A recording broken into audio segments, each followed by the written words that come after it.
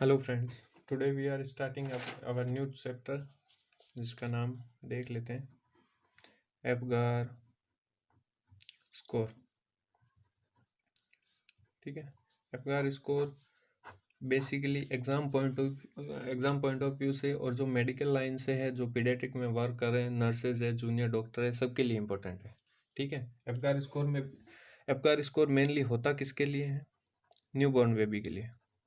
जैसे अभी एक डिलीवरी हुई है बच्चे की, उसके बाद जैसे पहले होता है वो यूट्रस में, मतलब गर्भाशय में होता है, माता के गर्भाशय में होता है। उसके बाद जैसे ही आउटर इन्वायरमेंट में आता है, बाहरी वातावरण में। बाहरी वातावरण का मतलब इस संसार में आता है। ठीक है, यूट्रस से संसार में आता है, तो वो अपने आप को किस तरह से अकोमोडेट कर पाता है,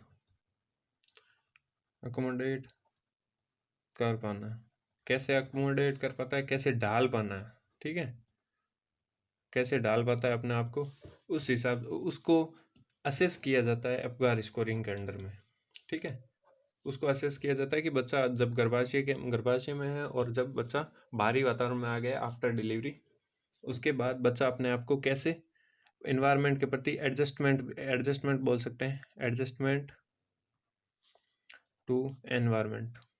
ठीक है, बाहरी वातावरण में एडजस्टमेंट कैसे कर पाता है, वो चीज़ इसमें असेस की जाती है। अब एप्गार स्कोर में कुछ पॉइंट्स है, पहले पॉइंट्स पढ़ लेते हैं, फिर इसके बारे में डिटेल्स में पढ़ते हैं। एप्गार स्कोर फर्स्ट पब्लिश्ड और इन्वेंट कह सकते हैं, इन्वेंटेड बाय एक वैज्ञानिक का नाम है, साइंटिस्ट वर्जीनिया एप्गार। जिसने एप्गार स्कोर का इन्वेंट किया उस वैज्ञानिक का नाम भी एप्गार ही है। कब किया था? 1952। एग्जाम पॉइंट ऑफ व्यू से एप्गार, इसका वैज्ञानिक का नाम भी पूछते हैं और कब इन्वेंट किया था वो भी पूछते हैं। दोनों चीज़ें इंपॉर्टेंट है इसके एग्जाम पॉइंट ऑफ व्यू से। अब आगे इसके बारे में देखते हैं कि क्या क्या होता है। ठीक है, एप्गार स्कोर में कब कब किया जाता है? ठीक है, कब किया जाता है? एप्गार स्कोर इज असेस्ड, मतलब कब किया जाता है? At 1 minute and 5 minutes. Mainly दो टाइम पे किया जाता है, 1 मिनट एंड 5 मिनट पे किया जाता है एप्गार स्कोर। ठीक है, ओके। एप्गार स्कोर असेस किया जाता है एक बार 1 मिनट पे, एक 5 मिनट में, 2 बार असेस किया जाता है। ठीक है, अब आगे देखते हैं इसके बारे में, क्या क्या पैरामीटर्स होते हैं वो देखते हैं। ठीक है, total 5 parameters are used. Total 5 होते हैं पैरामीटर्स, 5 पैरामीटर्स होते हैं जो यूज किए जाते हैं एप्गार स्कोरिंग के दौरान। जो अपन चीज़ें असेस करते हैं वो 5 तरह की होती है। 5 क्या क्या होती है एप्गार से, उसके नाम में ही सब कुछ है, नाम में ही रखा है जो रखा है। एप्गार का ए का मतलब अपीयरेंस। अब अपीयरेंस देख लेते हैं। अपीयरेंस में क्या चीज़ चेक करते हैं? अपीयरेंस में चेक करते हैं अपन मेनली स्किन कलर। ठीक है, स्किन कलर चेक करते हैं। ठीक है, इसके बाद पल्स रेट। ठीक है, पल्स रेट सबको पता ही है, हार्ट रेट होती है। हार्ट रेट चेक करते हैं कि कम है, ज़्यादा है या है ही नहीं। इसके बाद ग्राइमेस चेक करते हैं। ग्राइमेस मतलब किसी भी स्टिमुलस के प्रति रिस्पॉन्स, रिफ्लेक्स कैसा है। रिफ्लेक्स इरिटेबिलिटी मतलब किसी भी स्टिमुलस के प्रति कितना रिफ्लेक्स दिखा रहा है, कितनी इरिटेबिलिटी शो कर रहा है, वो होती है ग्राइमेस। उसके बाद होता है एक्टिविटी। आर को इधर लग देता हूँ। इसके बाद एक्टिविटी होता है। एक्टिविटी में अपन चेक करते हैं मसल टोन। मसल टोन कि बेबी की मसल रिलैक्स्ड है या एकदम टाइट है। ठीक है, इसके बाद लास्ट में चेक करते हैं रेस्पिरेशन। लास्ट में नहीं चेक करते हैं, ये इसके एप्गार स्कोरिंग के अकॉर्डिंग चेक करते हैं। अभी मैं बताऊंगा कौन सा पैरामीटर सबसे ज़्यादा इंपॉर्टेंट है। इसमें चेक करते हैं एफर्ट, रेस्पिरेशन मतलब एफर्ट चेक करते हैं इसमें कि बच्चा किस तरह का रेस्पिरेशन ले पा रहा है। अगर ज़्यादा रोएगा तो मतलब रेस्पिरेशन ज़्यादा है, नहीं रोएगा तो, अगर कम रोएगा तो रेस्पिरेशन भी कम है, कम रोएगा। वी क्राई तो कम रोएगा। अगर ज़्यादा है, वाइग्रस क्राई है, वाइग्रस क्राई, तो रेस्पिरेशन भी ज़्यादा होगा। अगर कुछ भी रिस्पॉन्ड नहीं कर रहा है तो वो अलग चीज़ है, वो अपन डिटेल में पढ़ेंगे इसके बारे में। अब 5 पैरामीटर्स है, ठीक है, ये 5 पैरामीटर्स है, appearance, pulse rate, grimace, activity and respiration. इसके बाद अपन चेक करते हैं कि इसकी स्कोरिंग किस तरह से होती है, ठीक है। अब ईच पैरामीटर्स, 5 पैरामीटर्स है, APGAR, each parameters contain minimum 0 score and maximum 2 score, ठीक है।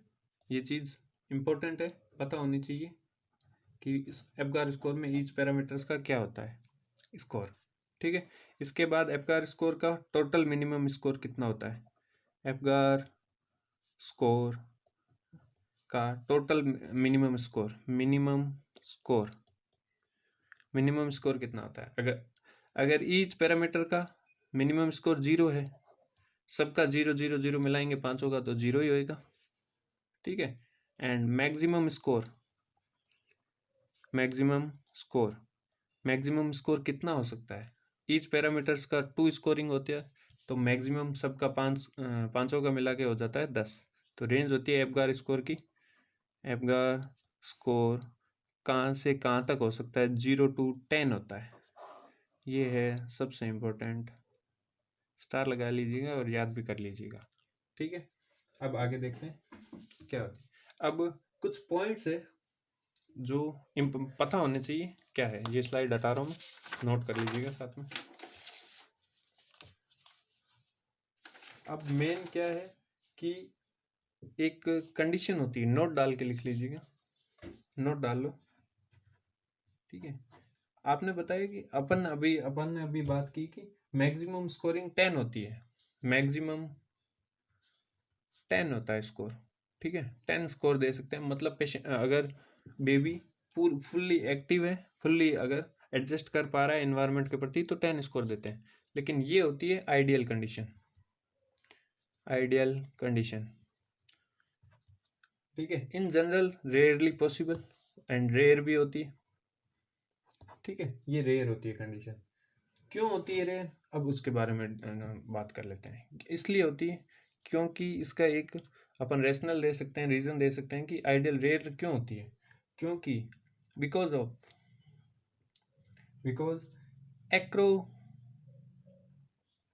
एक्रोसाइनोसिस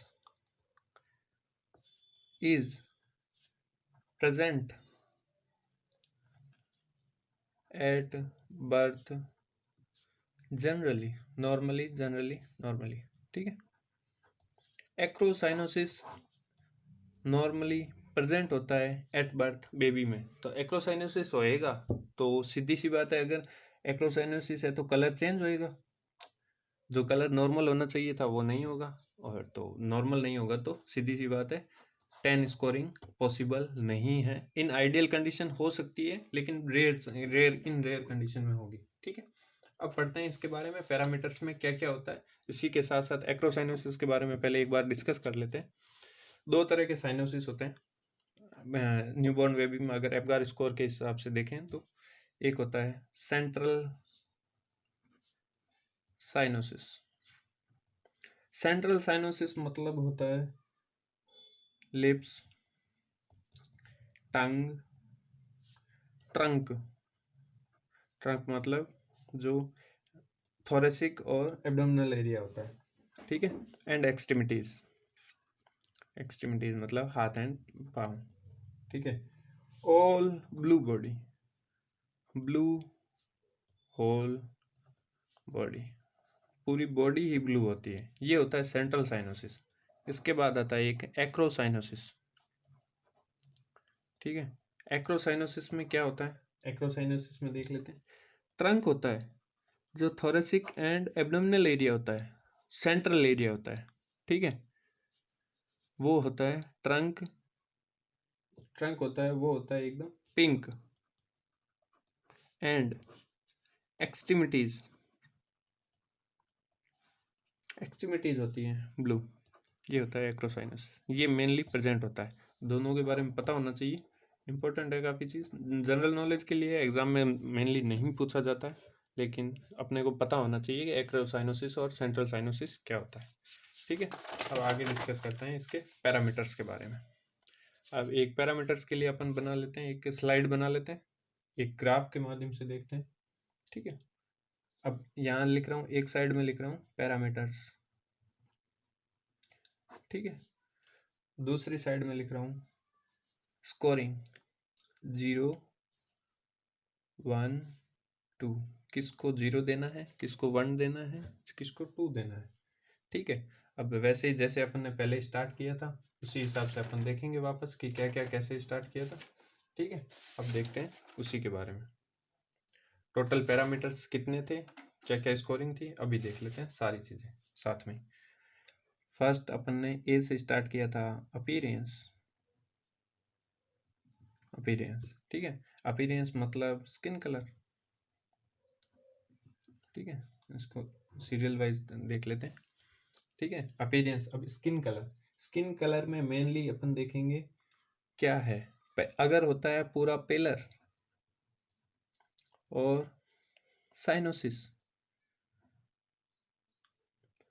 साइनोसिस, ठीक है, ठीक है, साइनोसिस ऑल ओवर बॉडी,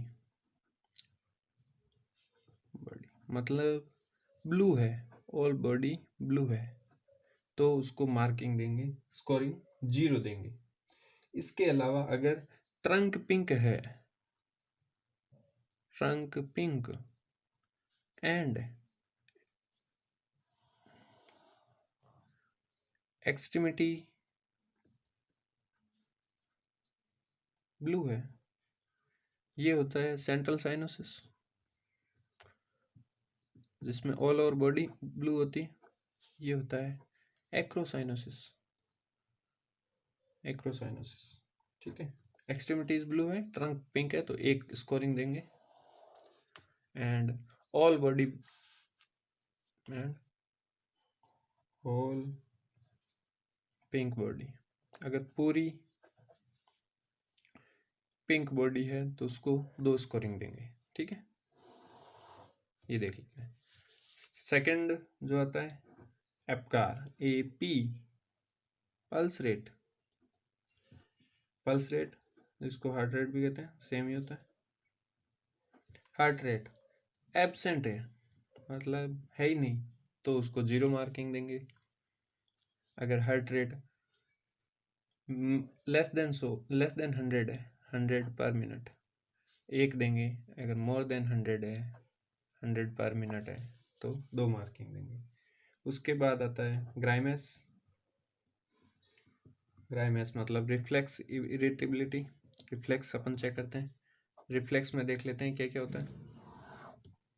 ठीक है, रिफ्लेक्स में अगर पेशेंट किसी भी स्टिमुलाई और सक्शन करते हैं, जैसे सक्शन करते हैं stimuli, no response, no response, ठीक है, एंड नो रिस्पॉन्स दे रहे हैं तो 0। मिनिमम रिस्पॉन्स, मिनिमम रेस्पॉन्स, ठीक है, टू सक्शन कह सकते हैं, टू स्टिमुलाई कह सकते हैं, और टू स्टिमुलाई कोई भी स्टिमुलाई के प्रति मिनिमम रिस्पॉन्स दे रहा है तो उसको 1 मार्किंग देंगे। अगर प्रॉपरली रिस्पॉन्ड कर रहा है, respond to suction, to suction, proper respond कर रहा है तो उसको 2 मार्किंग देंगे। फोर्थ जो प्राइम पैरामीटर आता है अपना एक्टिविटी। एक्टिविटी को मसल टोन भी कहते हैं। वैसे मसल टोन ही चेक करते हैं मेनली अपन। मसल टोन में क्या क्या चेक करते हैं वो भी देख लेते हैं।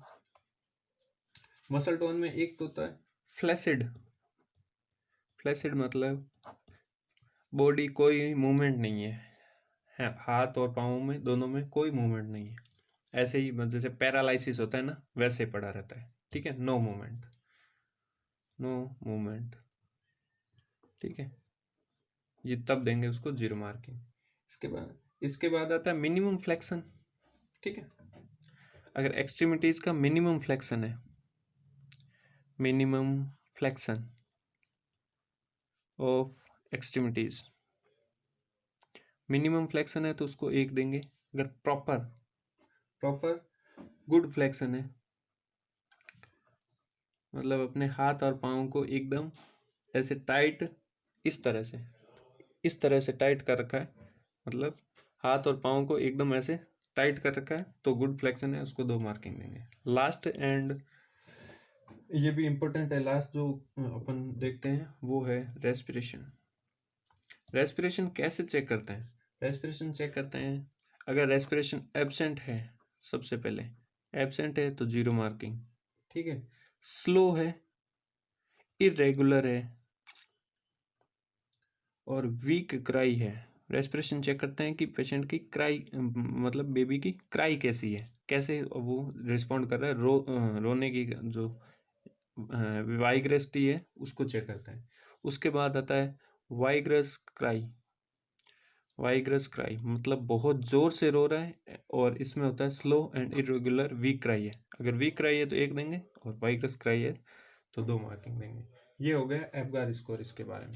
एप्गार स्कोर के अलावा अब कुछ 1-2 पॉइंट्स और हैं जो अपन चेक कर लेते हैं, ठीक है।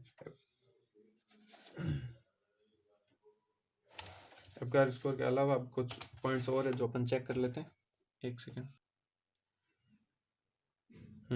एप्गार स्कोर के अलावा कुछ और इसी में से टॉपिक है कि क्या क्या स्कोरिंग में क्या क्या अपने को इंटरवेंशन की ज़रूरत पड़ती है। वह एप्गार स्कोर में स्कोरिंग अगर 0 से इंटरवेंशन अकॉर्डिंग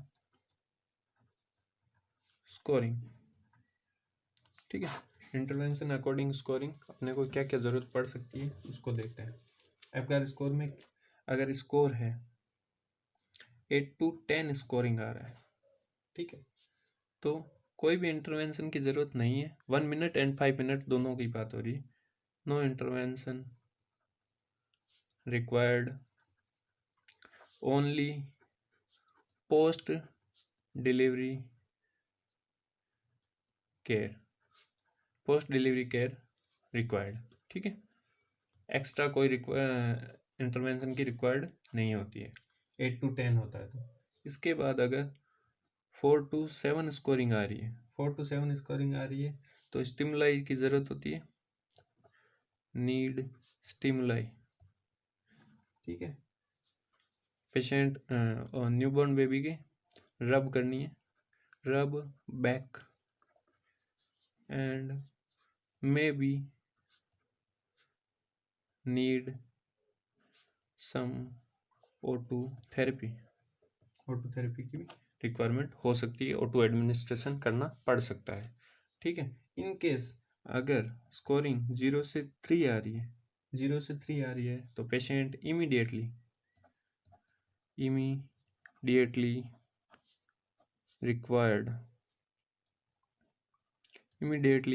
required resuscitation, ठीक है, मतलब पेशेंट को रिससिटेशन की तुरंत प्रभाव से ज़रूरत है। अब एक और देख लेते हैं, अगर एक और अपन देख लेते हैं क्या। इसके अलावा एक छोटी सी चीज़ है, नोट डाल के लिख लीजिएगा। जो अपन बेसिकली गलती कर बैठते हैं वो गलती नहीं करनी है, ठीक है। अगर क्वेश्चन पूछा जाए फर्स्ट बात कब करवानी चाहिए, फर्स्ट बात हमेशा आफ्टर 24 आवर्स, ये अगर क्वेश्चन में दिया होता है तो ये 24 आवर्स करना चाहिए, वैसे 24 to 48 आवर्स के बीच में करवा सकते हैं। और एक और, बच्चे को जब फर्स्ट बात करवाते हैं वो कैसी होनी चाहिए, स्पंज बाथ इज प्रेफर्ड, ठीक है, because and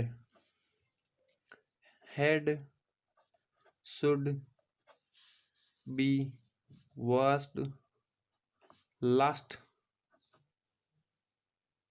and dried first. अब इसके बारे में समझते हैं। स्पंज बाथ देनी चाहिए स्पंज से, ठीक है। Sponge bath is preferred and patient का जो न्यूबॉर्न बेबी का जो हेड होता है, सर होता है, उसको सबसे लास्ट में स्पंजिंग करनी है उसकी, और सबसे पहले सुखाना है उसको। क्यों? टू प्रिवेंट हाइपोथर्मिया, ठीक है। ये हो गया इम्पोर्टेंट। एक मेरे को लगा कि आपको इम्पोर्टेंट ये चीज़ बतानी चाहिए तो शेयर करनी चाहिए, ये मैंने शेयर कर दिया। और इसी के साथ आज का टॉपिक कंप्लीट होता है। तो आप पढ़ते रहिए, keep learning, keep growing and keep supporting, ठीक है। अगर आपको पसंद आया तो चैनल को लाइक कीजिए, शेयर कीजिए अपने दोस्तों के साथ और सब्सक्राइब कीजिए। Thank you very much.